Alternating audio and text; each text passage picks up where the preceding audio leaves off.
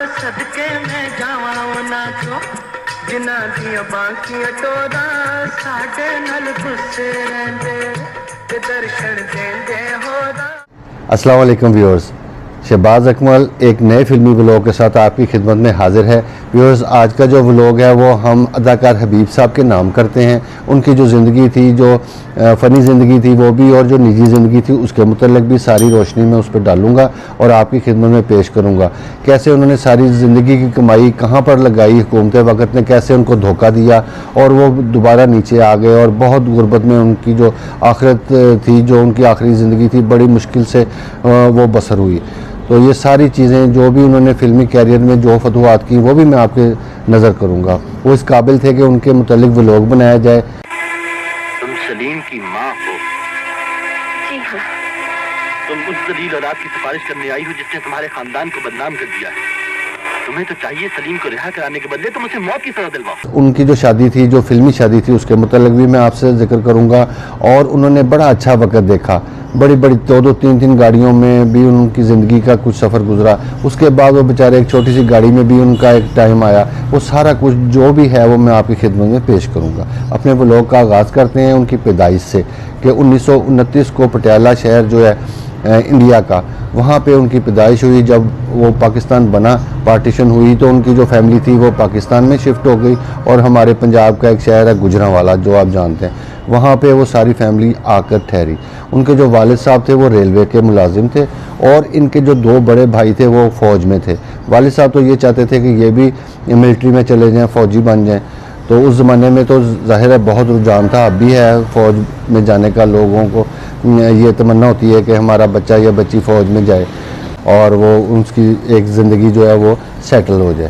तो हबीब साहब ने भी ये कोशिश की कि मैं एयर फोर्स में चला जाऊं या पायलट का कोर्स करूं। उन्होंने एग्ज़ाम भी दिए, जाके जब टेस्ट दिया तो फिर किसी वजह से वो पास ना हो सके, तो लिहाजा फिर वो दिल बर्दाश्ता कह लें कि हो गए। उसके बाद उन्होंने फ़िल्म लाइन ज्वाइन करने के लिए कोशिश शुरू कर दी। और वो एक ज़माना ये था कि आपको पता है पाकिस्तान फिल्म इंडस्ट्री के जितने भी स्टूडियोज़ हैं उनके गेट पे रश होता था। बड़े बड़े अमीर लोग भी वहाँ पे लाइन बनाकर खड़े होते थे कि कोई आर्टिस्ट की शक्ल देख ले। तो उसी लाइन में हबीब साहब भी लगते थे और वो देखते थे कि कैसे आर्टिस्ट जा रहे हैं, आ रहे हैं। तो वो उस ज़माने में वो ऐसे वो लड़के से थे, तो उन्होंने बड़ी स्ट्रगल की फिल्म इंडस्ट्री में आने की और स्टूडियोज़ के अंदर आने की। चाहिए, और फिर मैं इंस्पेक्टर बने इसलिए हूँ कि तुम्हें गिरफ्तार कर। क्यों जी? मुझे क्यों गिरफ्तार करोगे? मैं कोई चोर हूँ? यकीनन चोर हो, और चोर ही नहीं, सीनाजोर डाकू भी हो, दिन दहाड़े माल लूट के ले जाती हो। इसी दौर में फिर बड़ी स्ट्रगल के बाद और बड़ी कोशिशों के बाद तो उनको एक फ़िल्म ऑफ़र हुई। उसका नाम था लगते जिगर। लगते जिगर में उनको एक विलन का किरदार दिया गया, जो कि उन्होंने कहा कि मुझे, मेरे लिए वो बहुत मुश्किल साबित होने वाला था।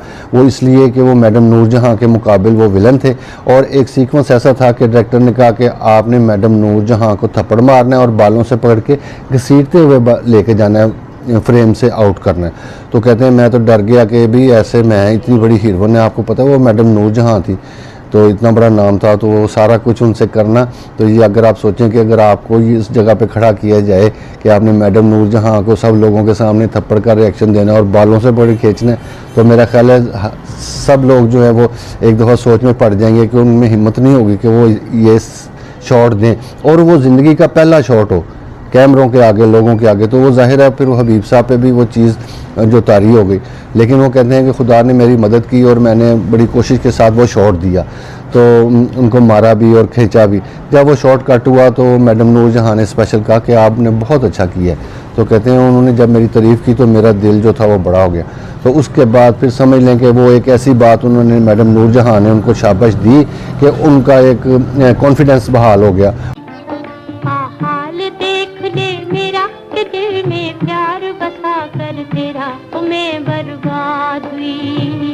जो 1957 और 1958 इस 2 सालों में उन्होंने कुछ फिल्में की जिनमें विलनशिप के भी काम किए। उन्होंने छोटे मोटे किरदार भी अदा किए। उसमें एक फ़िल्म बनी शोहरत, एक बनी मासूम।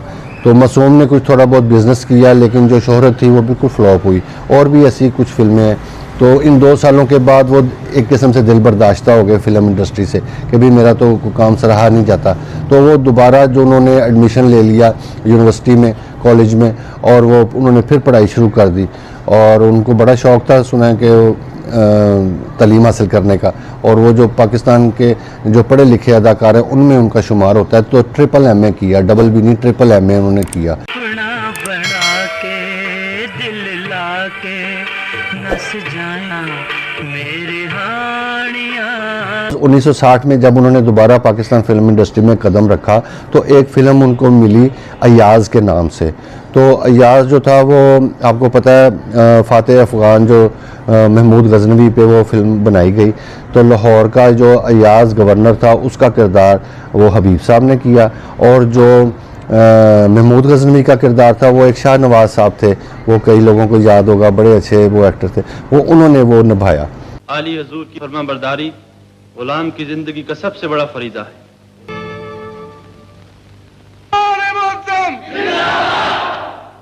जिंदाबाद। काश गुलाम की जबान गुलाम के दिली जज्बात का 1961 में सुरैया फिल्म आई, उसका गाना था बचपन बीता आई जवानी। बचपन बीता आई जवानी, बोलो क्या इकरार करूं, जी बोलो क्या इकरार करूं, लाख जमाना रोके मुझको फिर भी तुमसे प्यार करूं।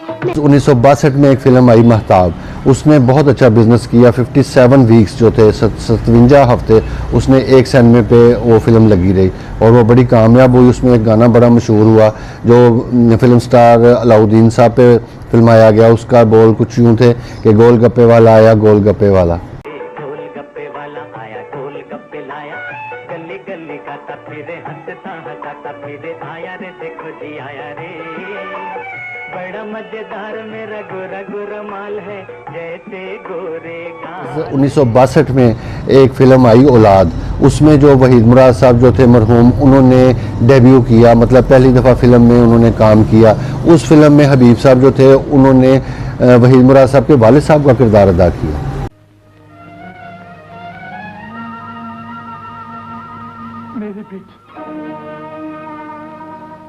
उनकी जो पहली पंजाबी फिल्म थी वो थी मौज मेला, उसमें जो थी वो नीलो बेगम जो थी उनके मुकाबले उन्होंने हीरो का किरदार अदा किया।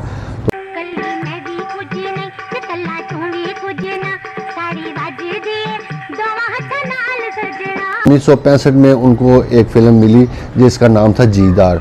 वो पाकिस्तान फिल्म इंडस्ट्री की पंजाबी हिस्ट्री में जो थी वो पहली प्लैटिनम जुबली फिल्म थी। प्योर 70 और 80 की जो दहाई है उनके कामयाब तरीन जो दौर था वो फिल्में वहाँ बनी। तो 1971 में एक फ़िल्म आई दिल और दुनिया, जिसके प्रोड्यूसर जो थे वो मरहूम रंगीला साहब थे। तो वो बहुत कामयाब फिल्म हुई। तो उसमें एक गाना बड़ा मशहूर था, वो गाना कुछ यूँ था, बताया दुनिया वाले ये कैसी तेरी बस्ती है।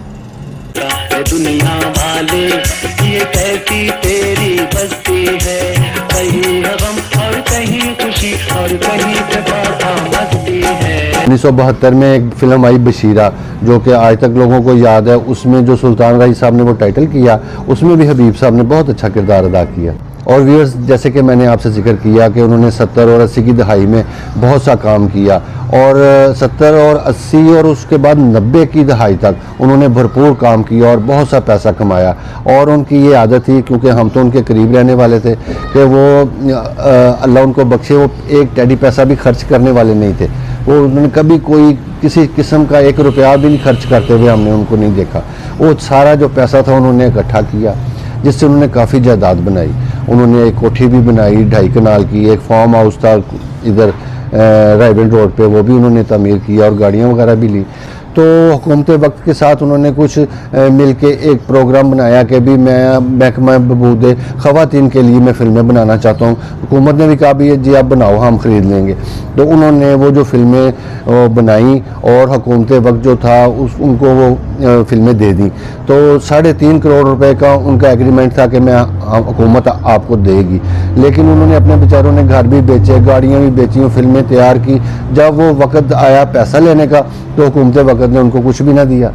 तो वो जो सारी ज़िंदगी की जितनी कमाई थी वो उन्होंने उस 2 फिल्मों पे लगाई और वो बेचारे सड़क पर आ गए, एक टूटी हुई छोटी सी गाड़ी। तो आखिरी जो फिल्में 1-2 मेरे साथ की हैं उन्होंने, तो बड़े वो ऐसे ही हालात थे उनके बेचारों के, लेकिन वो फील तो नहीं करवाते थे। बड़े अच्छे उनकी जो तबीयत थी, आदत, बड़ा मिलनसार और बहुत अच्छे, बहुत प्यारी ज़िंदगी उन्होंने गुजारी है। उन्हें बेचारों ने हिम्मत नहीं हारी, वो बहुत अपने हक़ के लिए वो आवाज़ उठाते रहे, अदालतों में भी गए और बड़े बड़े उन्होंने दफ्तरों के चक्कर लगाए। जब हम देखते थे वो परेशानी की हालत में होते थे, या कहीं ऑफिस से जा रहे होते थे अपने काम के लिए या आ रहे होते थे, वो जितनी भी कमाई थी बेचारों की वो सारी वो फिल्मों पे लग गई, पैसे फंस गए गवर्नमेंट में।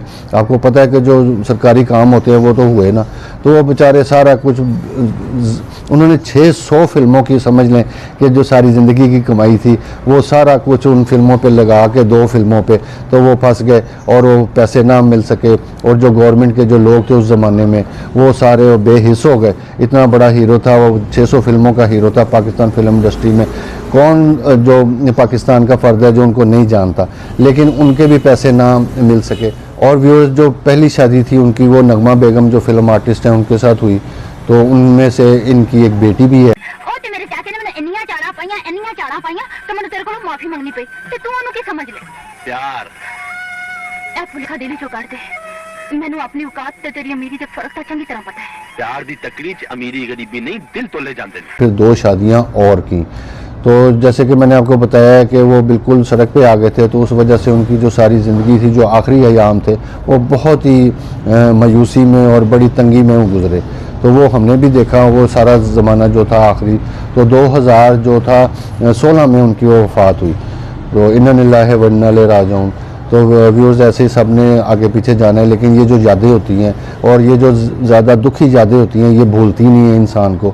और ये पाकिस्तान फिल्म इंडस्ट्री के बच्चे को ये सारी रूएदाद पता है कि कैसे बेचारों की सारी ज़िंदगी इतनी कामयाबी, इतनी मेहनत करने के बाद जो वक्त आखिरत आया तो उनको वो सुकून ना मिल सका। तो खुदा की ज़ात पाक उनको साथ साथ जनते दे। तो खुदा की ज़ात पाक आपकी भी खैर करे और मेरी तरफ भी ध्यान करे खुदा की ज़ात पाक। तो सबका भला, सबकी खैर। नेक्स्ट व्लॉग, प्यारे से व्लॉग में इंशाल्लाह जल्द मुलाकात होती है। तब तक के लिए अल्लाह हाफ़िज़।